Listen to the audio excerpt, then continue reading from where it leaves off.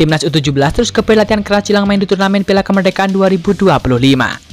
Calon lawan Timnas U17 mulai berdatangan, Uzbekistan, Mali, dan Tajikistan sampai kaget. Novarianto pastikan 4 pemain diaspora tersedia di Timnas U17. PSSI update proses WNI 2 pemain keturunan dipastikan main di ronde keempat. Proses Mauro Zilstra akhirnya finish, siap ambil sumpah WNI. 5 pemain Timnas Indonesia berpotensi dipanggil STY ke Ulsan HD. Simak informasi selengkapnya sebagai berikut.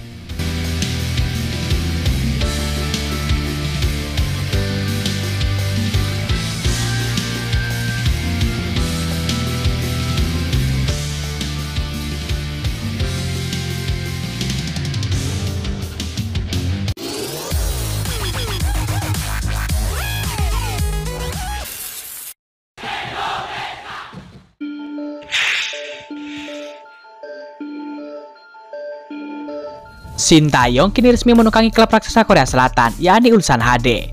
Seiring dengan kepindahannya, muncul spekulasi soal reuni STY dengan sejumlah pemain timnas Indonesia yang pernah dibentuknya sejak 2020. Berikut ini ada beberapa pemain Indonesia yang berpeluang menyusul sang pelatih ke Kalik. Yang pertama ada Pratama Arhan. Pratama Arhan menjadi salah satu kandidat kuat untuk bergabung ke Ulsan HD. Bek kiri ini dikenal dengan lemparan jauh, kecepatan serta agresivitasnya. Saat ini ia bermain untuk Bangkok United di Liga Thailand. Ia tampil 15 kali dan mencetakkan 4 assist sejak Januari 2025. Ia berpengalaman di Jepang dan juga Korea Selatan. Ia sangat cocok dengan gaya bermain cepat ala Shin Tae-yong. Yang kedua ada Marcelino Ferdinand. Marcelino adalah salah satu pemain kesayangan STY yang sudah diasuh sejak level U20. Saat ini ia bermain untuk Oxford United di Inggris. Ia bermain sebagai gelandang serang maupun sayap. Ia cetak 2 gol ke gawang Arab Saudi di laga internasional. Ia berpeluang tampil bersinar di Kalik 1 dengan fleksibilitasnya. Yang ketiga ada Tom Haye. Tom Haye adalah opsi realistis untuk Ulsan HD karena tidak terikat klub usai meninggalkan Almere City. Ia merupakan gelandang dengan visi tajam dan juga pengatur tempo. Ia berpengalaman di Liga Belanda bersama dengan beberapa klub era divisi. Ia cocok menjadi kreator serangan dari lini kedua. Ia bisa memberikan kedalaman dan juga kontrol di lini tengah Ulsan HD.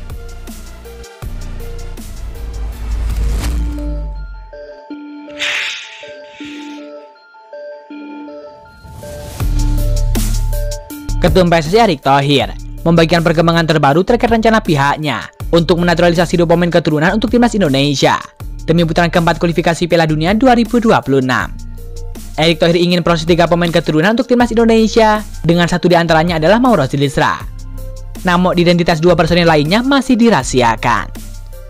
Tetapi pada beberapa waktu lalu, media Belanda Football Premier mengabarkan bahwa winger FC Utrecht Milan Jonathan sedang didekati PSSI.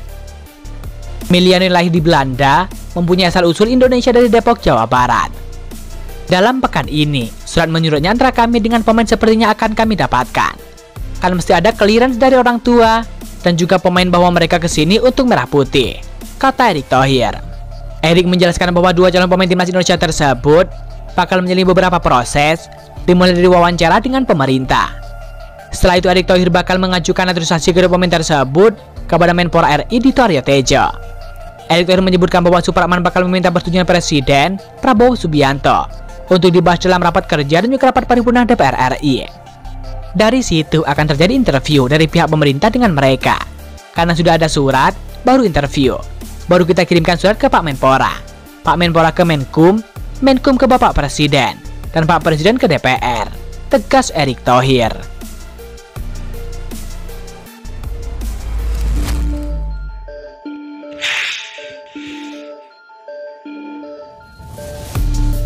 Sebanyak 36 pemain timnas U17 di Piala Kemerdekaan 2025 telah dipilih pelatih Novarianto. Turnamen yang berlangsung di Stadion Utama Sumut tersebut akan menjadi persiapan penting Garuda Muda jelang Piala Dunia U17 2025. Pelatih Novarianto kembali mempercayakan mayoritas pemain yang tampil cemerlang di Piala Asia U17 2025.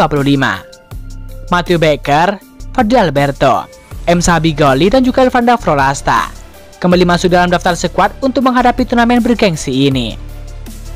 Dari 30 pemain yang dipanggil, hanya 4 nama yang berstatus sebagai pemain diaspora. Matthew Baker Melbourne City, Ezar Jacob Tanjung Sydney FC, Noah Pohan Simangusong RAC Breda, dan juga Aaron menjadi wakil pemain keturunan dalam skuad U17. Selebihnya belum ada tambahan pemain diaspora lagi di dalam skuad timnas U17. Skuad yang dipilih Novarianto tersebut menunjukkan keseimbangan antara pengalaman dan juga talenta muda lokal. Beberapa nama seperti kiper Dava Gazemi, Daniel Alfredo, dan juga Algazani Dwi menjadi andalan di belakang yang telah teruji di level internasional. Meski tak banyak pemain diaspora yang bergabung dalam skuad, Novarianto cenderung tak memaksakan kondisi tersebut. Kalau turnamen sebenarnya belum menjadi skuad akhir, karena ada beberapa pemain diaspora yang seharusnya bisa masuk ke tim kami di Piala Dunia, tegas Novarianto. Menurut Nova, sejumlah pemain diaspora lain masih punya peluang hadir saat mendekati waktu bergulirnya Piala Dunia U17 2025. Ketum PSSI Erick Thohir menegaskan, Piala Kemerdekaan 2025 akan menjadi laga uji coba yang ideal.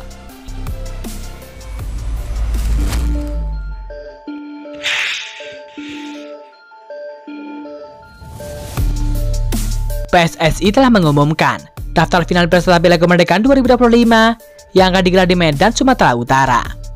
Selain tuan rumah timnas Indonesia U17, 3 negara lain yang turut meramaikan turnamen ini adalah Uzbekistan U17, Tajikistan U17, dan juga Mali U17. Awalnya PSSI merencanakan mengundang tim dari benua Amerika untuk melengkapi daftar peserta. Namun karena pertimbangan jarak dan juga logistik, akhirnya Uzbekistan U17 dipilih sebagai pengganti. Pilihan ini pun bukan tanpa alasan. Tim asal Aceh Tengah ini baru saja dinobatkan sebagai juara Piala Asia U17 2025 setelah mendominasi kompetisi di Arab Saudi. Tim besutan Islam tersebut tampil impresif di Piala Asia U17 2025. Ia meraih 5 kemenangan beruntun, termasuk kemenangan telak 3-0 atas Korea Utara di semifinal. Padahal Korea Utara sebelumnya menghancurkan timnas Indonesia U17 dengan skor 6-0 di perempat final. Kehadiran Uzbekistan di Piala Kemerdekaan 2025 tentu akan menjadi ujian terberat bagi skuad Garuda Muda. Piala Kemerdekaan 2025 akan menggunakan sistem round robin, di mana keempat tim saling berhadapan. Tim dengan poin terbanyak akan dinobatkan sebagai juara. Selain menjadi ajang prestisius, turnamen ini juga menjadi pemanasan sebelum mereka berlaga di Piala Dunia U17 2025. Menariknya, keempat peserta Piala Kemerdekaan 2025 juga sudah memastikan tiket ke Piala Dunia U17.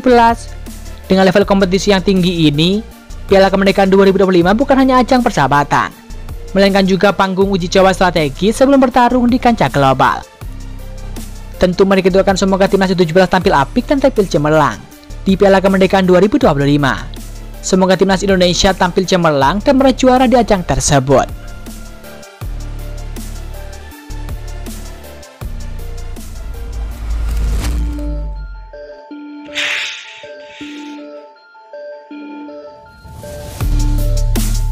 Naturalisasi Mauro Zylstra tinggal selangkah lagi.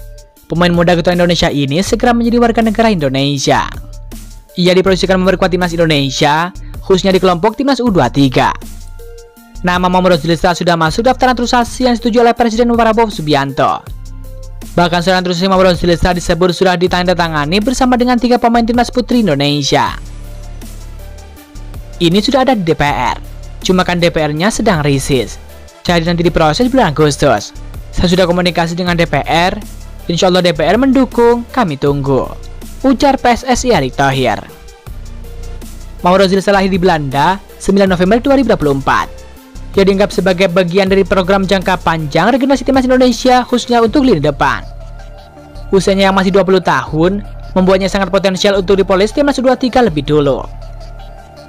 Kita ingat ya, striker kita cuma satu. Kemarin cedera di oleh Romeni. Tetapi karena Mauro ini U20, bisa juga kita coba dulu di U23. Kalau ternyata bagus, bisa juga naik ke tim senior, ucap Erick Thohir. Meski begitu, Erick Thohir menegaskan bahwa naturalisasi Mauro Zylstra bukan jaminan langsung masuk ke skuad utama timnas Indonesia. Setiap pemain tetap harus mengikuti tahap demi tahap dan juga strata tim nasional. Targetnya proses naturalisasi Mauro Zylstra rampung sebelum September 2025. Jika tuntas tepat waktu, ia bisa langsung berkuat timnas U23 dalam ajang kualifikasi Piala Asia U23 2026. Indonesia akan menjadi tuan rumah grup J yang berlangsung di Sidoarjo, Jawa Timur, tepatnya pada tanggal 3-9 September 2025. Jika performanya menjanjikan, bukan tidak mungkin Mauro Zylstra dipromosikan ke timnas Indonesia senior sebagai bagian dari proyek jangka panjang PSSI.